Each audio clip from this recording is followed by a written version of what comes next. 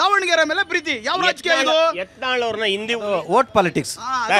ಈಗ ಯತ್ನಾಳ್ ಅವ್ರನ್ನ ಹಿಂದೂ ಹುಲಿ ಅಂತ ಕರಿತಾ ಇದ್ರು. ಅದು ಯಾರು ಕರಿತಿದ್ರು ಅಂತ ಗೊತ್ತಿಲ್ಲ. ಅವ್ರ ಮೇಲೆ ಇದೇ ತರ ಅವರು ಆಕ್ಷನ್ ತಗೊಂಡಾಗ ಬಿಜೆಪಿಯವರು ಎಲ್ಲಿದ್ರು? ಅವರು ಹಿಂದೂ ಪಕ್ಷನ ಬೆಳೆಸೋರಲ್ವಾ, ಹಿಂದೂ ಪಕ್ಷನ ಉಳಿಸೋರಲ್ವಾ? ಅವತ್ತು ಹಿಂದೂ ಕಾರ್ಯಕರ್ತರು, ಹಿಂದೂ ಪಕ್ಷದ ಬಿಜೆಪಿ ಕಾರ್ಯಕರ್ತರು ಎಲ್ಲಿದ್ರು? ಯಾರು ಮಾತಾಡಕ್ಕಾಗಲ್ಲ. ಅದೇ ಯತ್ನಾಳ್ ಅವರು ಮಂಡ್ಯದಲ್ಲಿ ಯಾವುದೋ ಗಣೇಶ ಗಲಭೆ ಆದಾಗ ಬಂದಾಗ ಇದೇ ಬಿಜೆಪಿಯವರು ಅವ್ರಿಗೆ ಸಪೋರ್ಟ್ ಮಾಡ್ತಾರೆ. ಆ ಪಕ್ಷದಲ್ಲಿ ಅವ್ರಿಗೆ ನೈತಿಕತೆ ಇಲ್ವಾ? ಅವ್ರಿಗೆ ಅವ್ರದೇ ಆದಂತ ವಾಕ್ ಸ್ವಾತಂತ್ರ್ಯ ಇಲ್ವಾ?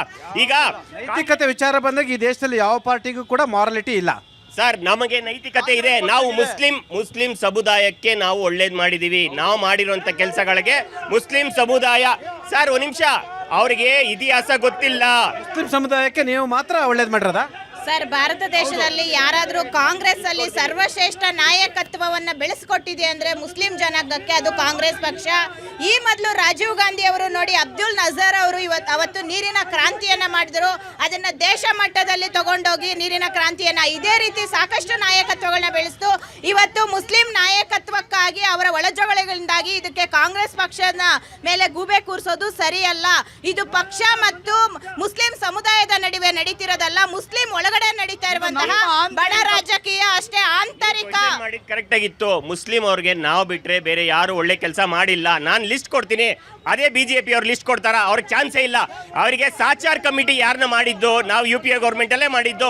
ಅವರಿಗೆ ರಾಷ್ಟ್ರೀಯ ಮೈನಾರಿಟಿ ಆಯೋಗ ಮಾಡಿದ್ಯಾರು? ನಾವೇ ಮಾಡಿದ್ದು. ಅವರಿಗೆ ವಫ್ ಕಾಯ್ದೆ ಯಾರು ಮಾಡಿದ್ದು? ನಾವೇ ಮಾಡಿದ್ದು. ಮೌಲಾನಾ ಆಜಾದ್ ಎಜುಕೇಶನ್ ಸೊಸೈಟಿ ಮಾಡಿದವ್ರು ಯಾರು? 4% ಪ್ರವರ್ಗ 2 ಅಲ್ಲಿ ನಾವು ಕಮ್ಯುನಿಟಿಗೆ ಅವ್ರು ಮೀಸಲಾತಿ ಕೊಟ್ಟಿದ್ದು ಯಾರು? ನಾವೇ ಕೊಟ್ಟಿದ್ದು. ಬಿಜೆಪಿ ಏನಾದ್ರೂ ಒಂದೇ ಒಂದು ಚೂರು ಮುಸ್ಲಿಂ ಕಾಂಗ್ರೆಸ್ ಒಳಗಡಿನ ಮುಸ್ಲಿಂ ನಾಯಕರ ಒಳಗಡಿನ ರಾಜಕೀಯ, ಮುಸುಕಿನ ಗುದ್ದಾಟ, ಶೀತಲ ಸಮರ ಇದೀಗ ಒಂದಷ್ಟು ಅಲ್ಪಸಂಖ್ಯಾತ ನಾಯಕರಿಗೆ, ಅಲ್ಪಸಂಖ್ಯಾತ ಕಾರ್ಯಕರ್ತರಿಗೆ, ಮತದಾರರಿಗೆ ಡಿಸ್ಟರ್ಬ್ ಮಾಡ್ತಿದೆ. ಒಳಗಡೆ ಇಂಟರ್ನಲ್ ಅದು ರಿಫ್ಲೆಕ್ಟ್.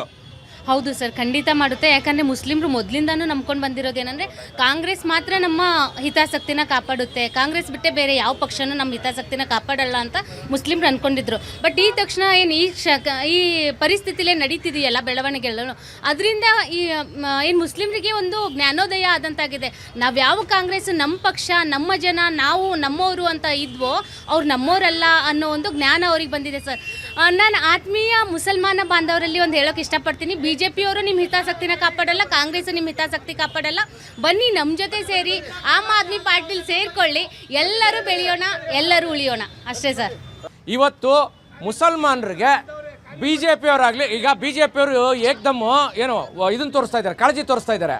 ಸಬ್ಕಿ ಸಾಥ್ ಸಬ್ಕೆ ವಿಕಾಸ್ ಅಂತಿದ್ದಾರಲ್ಲ, ಕಳೆದ 10 ವರ್ಷದಲ್ಲಿ ಇವರು ಏನು ಮುಸ್ಲಿಂ ಸಮುದಾಯಕ್ಕೆ ಏನು ಮಾಡಿದ್ದಾರೆ, ಯಾವ ರೀತಿ ಅಭಿವೃದ್ಧಿ ಅವರ ಏನು ಸಮಾಜದಲ್ಲಿ ಎಷ್ಟೋ ಜನ ಇವತ್ತಿನ್ನೂ ಪಂಚರ್ ಹಾಕೊಂಡು ಕೂತಿದ್ದಾರೆ, ಏನು ಗ್ಯಾರೇಜ್ಗಳಲ್ಲಿ ಕೆಲಸ ಮಾಡ್ತಿದ್ದಾರೆ ಅಂಥ ಯುವಕರಿಗೆ ಏನು ಇವರು ಒಂದು ಯೋಜನೆ ಮಾಡಿದ್ದಾರೆ? ಖಂಡಿತವಾಗ್ಲೂ ಏನೂ ಮಾಡಿಲ್ಲ. ಈಗ ಕಾಂಗ್ರೆಸ್ ಅವರು ಹೇಳ್ತಿದ್ದಾರೆ ನಾವು 70 ವರ್ಷದಿಂದ ಮಾಡಿದ್ದೀವಿ ಅಂತ. ಸರ್, ಎಜುಕೇಷನ್ ಪರ್ಸೆಂಟು ಎಷ್ಟು ಇಂಪ್ರೂವ್ ಆಗಿದೆ, ಅದೇನಾದಿತ್ತು ಅಂದರೆ ಇವ್ರ ಹತ್ರ ತಂದು ಕೊಡಲಿ.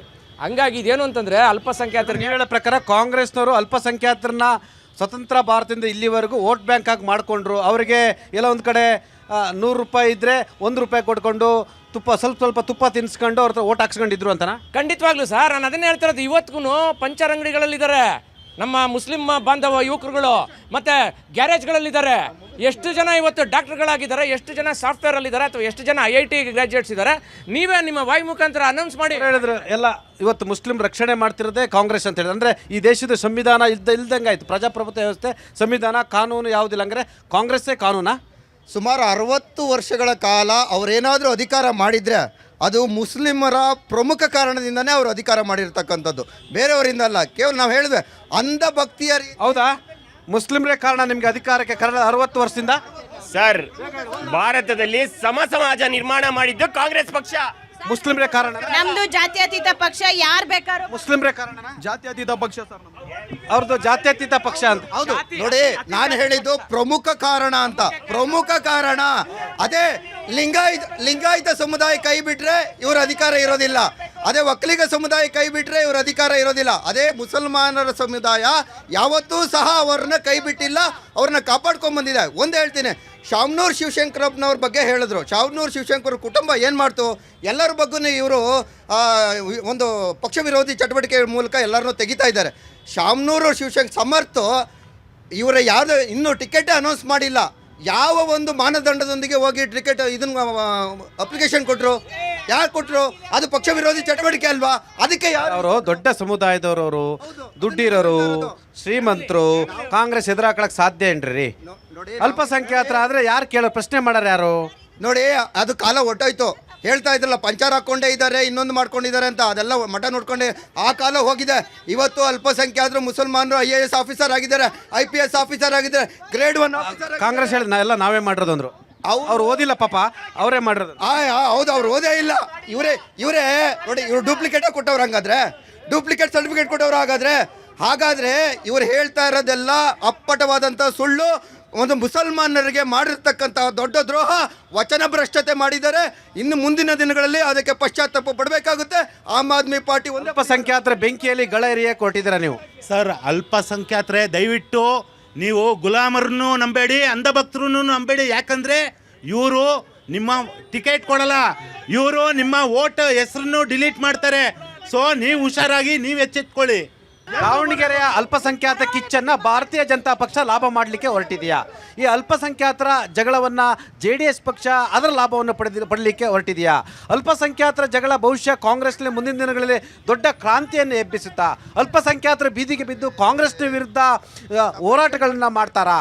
ಕಾಂಗ್ರೆಸ್ನಲ್ಲಿ ಒಳಜಗಳ, ಅಲ್ಪಸಂಖ್ಯಾತರ ನಾಯಕರ ನಡುವಿನ ಒಳಜಗಳ, ಮಂತ್ರಿಗಿರಿಯಾಗಿ ಒಬ್ಬನನ್ನು ತೆಗೆದು ಮತ್ತೊಬ್ಬನ ಆಗಬಹುದೆಂಬ ತಂತ್ರಗಾರಿಕೆ ಮತ್ತು ಅಬ್ದುಲ್ ಜಬ್ಬಾರ್, ನಜೀರ್ ಅಹಮದ್ ಮತ್ತು ಜಮೀರ್ ಅಹಮದ್ ಅವರು ಪಕ್ಷ ವಿರೋಧಿ ಚಟುವಟಿಕೆಯನ್ನು ಮಾಡಿದ್ರ. ಈ ಎಲ್ಲದರ ಬಗ್ಗೆ ಮಾತನಾಡ್ತಾ ಹೋಗೋಣ. ಭಾರತೀಯ ಜನತಾ ಪಕ್ಷದವರಿಗೆ ಇದೀಗ ಇದ್ದಕ್ಕಿದ್ದಂಗೆ ಅಲ್ಪಸಂಖ್ಯಾತರ ಮೇಲೆ ಉಕ್ಕಿ ಹರಿತಿರ್ತಕ್ಕಂಥ ಪ್ರೀತಿ ಮತ್ತು ಸಬ್ಕಾ ಸಾಥ್ ಸಬ್ಕಾ ವಿಕಾಸ್ ಅಂತಕ್ಕಂಥ ತಾವುಗಳು